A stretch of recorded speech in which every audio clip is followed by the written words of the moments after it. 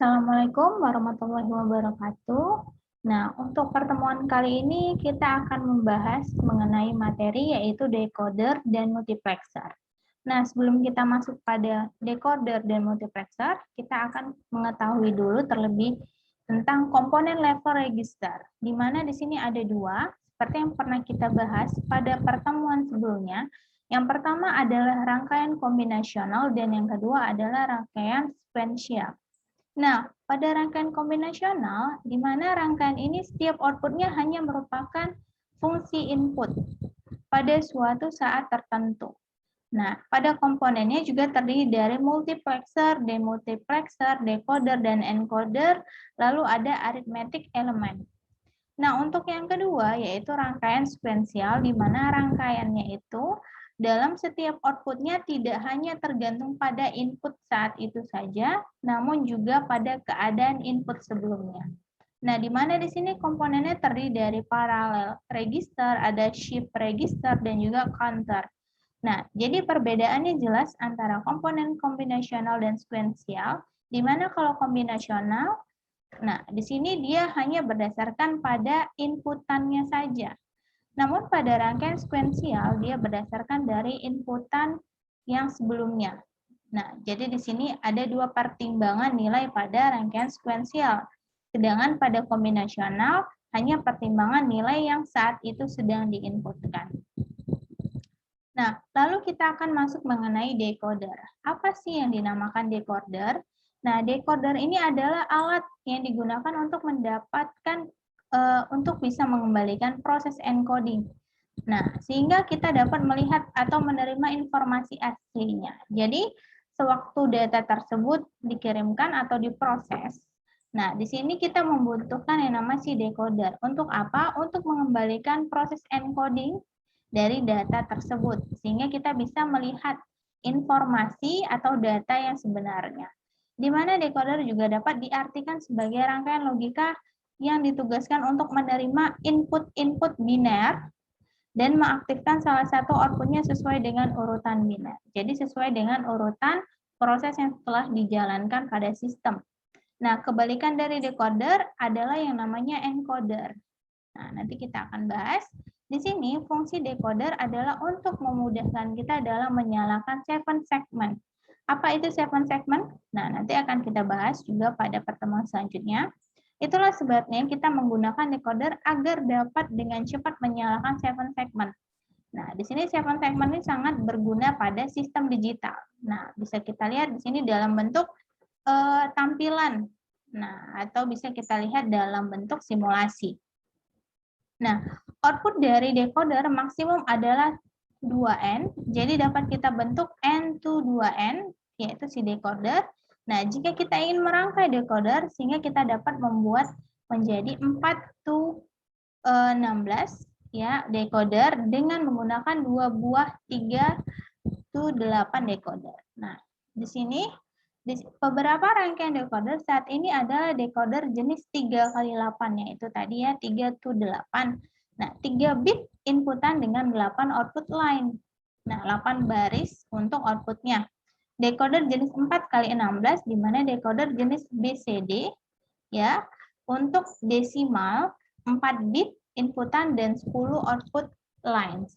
Nah, dan decoder jenis BCD untuk 7 segment, yaitu 4 bit inputan dan 8 output line. Nah, jadi nanti kita bisa lihat perbedaannya antara 3x8, 4x6, dan juga yang dari desimal dan juga 7 segment seperti apa. Khusus untuk pengertian decoder jenis BCD atau untuk 7 segment mempunyai prinsip kerja yang berbeda dengan decoder lainnya. Nah, di mana di sini kombinasi step inputannya dapat mengaktifkan beberapa inputan output lainnya. Jadi dia dari inputannya itu bisa mengaktifkan bukan satu output, tapi beberapa output lainnya. Nah, jadi salah satu jenis IC decoder yang umum dipakai yaitu 74138, karena IC ini mempunyai 3 inputan biner nilainya, lalu 8 output lainnya. Nah, jadi di mana nilai output yang adalah 1, untuk salah satu dari ke-8 jenis kombinasi inputan. Nah, jadi jika kita perhatikan, pengertian decoder sangat mirip dengan demultiplexer. Dengan pengecualian yaitu decoder hanya satu dan tidak mempunyai data inputan. Nah, sehingga input hanya digunakan sebagai data kontrol. Nah, jadi di sini bedanya decoder dengan demultiplexer. Nah, jadi di sini bisa kita lihat untuk rangkaian logika pada decoder itu, yaitu berfungsi untuk mengkode ulang atau menafsirkan kode-kode biner pada inputnya menjadi data asli pada outputnya. Jadi kita menginputkan kode ke dalam sistem yang akan diproses, nanti si decoder ini akan menafsirkan atau akan mengartikan kode-kode biner tersebut menjadi data asli outputnya. Nah, jadi selama proses itu dirubahlah data-data itu untuk menjadi kode-kode biner. Nah, di sini si rangkaian decoder akan memproses atau menafsirkan kode-kode tersebut agar menjadi data asli dan bisa kita lihat. Nah, di sini kita memiliki contoh rangkaian decoder di mana di sini baris seleksinya yaitu W1 dan W0, inputan datanya ada, di mana di sini nanti kita mendapatkan output 4, ada Z0, 1, 2, dan 3. Nah, ini dia tergantung nanti seperti apa inputannya, berapa banyak, tergantung dari kebutuhan kita sendiri. Jadi nanti bisa kita lihat dengan kondisi data dan sistem yang akan kita jalankan. Nah, lalu di sini ada yang namanya encoder. Tadi kita sudah tahu yang namanya decoder, di mana akan menafsirkan data hasil dari inputan agar bisa kita lihat outputnya. Lalu untuk encoder, rangkaian logika yang berfungsi mengubah data yang ada pada inputan menjadi kode biner pada outputnya. Nah, jadi encoder ini adalah lawan dari decoder. Tadi kalau misalnya encoder itu menafsirkan kode-kode biner pada input menjadi data asli, kalau di sini mengubah data yang ada, data asli pada inputnya menjadi kode biner. Nah, jadi sebaliknya ya, encoder data asli menjadi kode biner, decoder dari data atau kode biner menjadi data asli. Nah, itu dia tadi. Nah, kita masuk ke multiplexer. Multiplexer itu apa? Di sini rangkaian logika yang menerima beberapa input data digital, jadi tidak hanya satu ya, dan menyeleksi salah satunya. Nah, pada saat tertentu untuk di-outputkannya pada sisi output. Jadi dia mendapatkan inputan beberapa data, namun dia akan menyeleksi salah satu dari inputannya itu dan akan dikeluarkan atau di-outputkannya pada sisi output. Jadi tidak seluruh datanya. Nah, di sini dia berfungsi sebagai data selektor. Dia menseleksi yang mana yang harus dijadikan sebagai output sesuai dengan proses yang kita butuhkan. Nah, data inputan yang terdiri dari N sumber dipilih salah satu dan diteruskan kepada suatu saluran tunggal. Nah, di sini inputan data dapat terdiri dari beberapa jalur.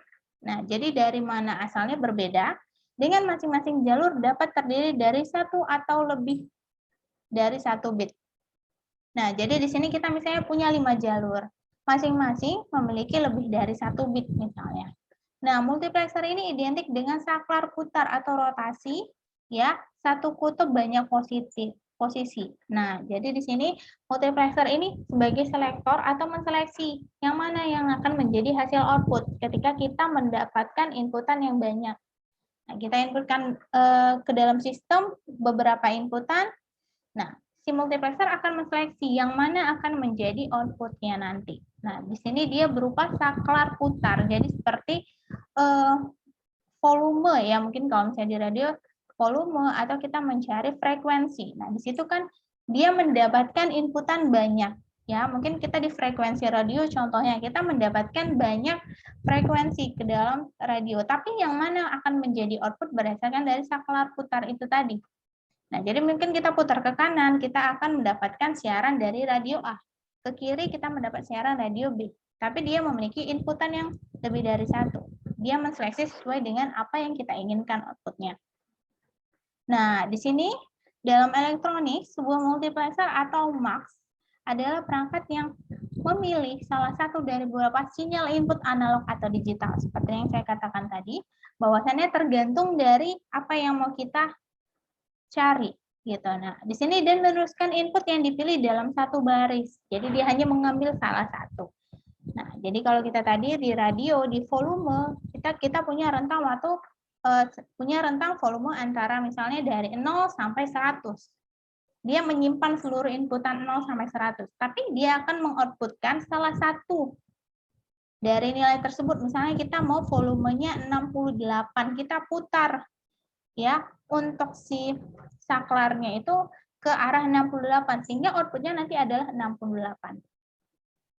Nah, sebuah multiplexer input 2N memiliki garis N pilih yang digunakan untuk memilih yang baris inputan untuk dikirim ke output. Jadi tergantung nanti ya.